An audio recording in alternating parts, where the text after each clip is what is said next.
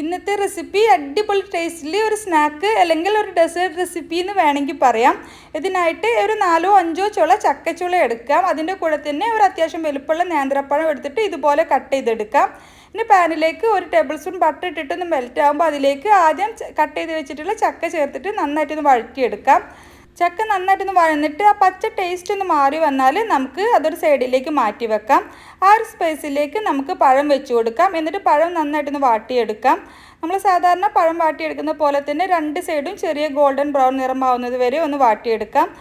2 സൈഡും ആയി വന്നാൽ നമുക്കിത് ചക്കച്ചുളയുമായിട്ട് കൂട്ടി യോജിപ്പിച്ച് ഒന്ന് മിക്സാക്കി എടുക്കാം.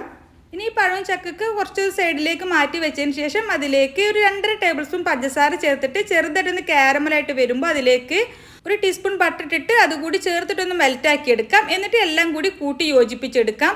ആ പഞ്ചസാരയും ആ പഴവും ചക്കയും കൂടി നന്നായിട്ട് മിക്സാക്കി യോജിപ്പിച്ചതിന് ശേഷം പിന്നെ വേണ്ടത് തേങ്ങാപ്പാലാണ്. 1 കപ്പ് തേങ്ങാപ്പാലിലേക്ക് 1 ടീസ്പൂൺ അരിപ്പൊടി ചേർത്തിട്ടൊന്ന് മിക്സ് ആക്കിയതിന് ശേഷം നമുക്ക് ഇതിലേക്ക് ഒഴിച്ചു കൊടുക്കാം. ഇതൊന്ന് തിളച്ച് വരുമ്പോൾ തന്നെ ഇതുപോലെ കുറുകി വരും. ആ സമയത്ത് മധുരം ബാലൻസ് ചെയ്യാൻ വേണ്ടിയിട്ട് 1 നുള്ളു ഉപ്പ് കൂടി ചേർത്തിട്ടൊന്ന് മിക്സ് ആക്കിയതിന് ശേഷം ഫ്ലെയിം ഓഫ് ചെയ്യാം. ചെറു ചൂടോട് കൂടിയിട്ട് സെർവ് ചെയ്യാം. അടിപൊളി ടേസ്റ്റാണ്. ട്രൈ ചെയ്ത് നോക്കാൻ മറക്കരുത്. അതുപോലെ തന്നെ റെസിപ്പി ഇഷ്ടമായെങ്കിൽ ലൈക്ക് ചെയ്യാനും മറക്കരുത്.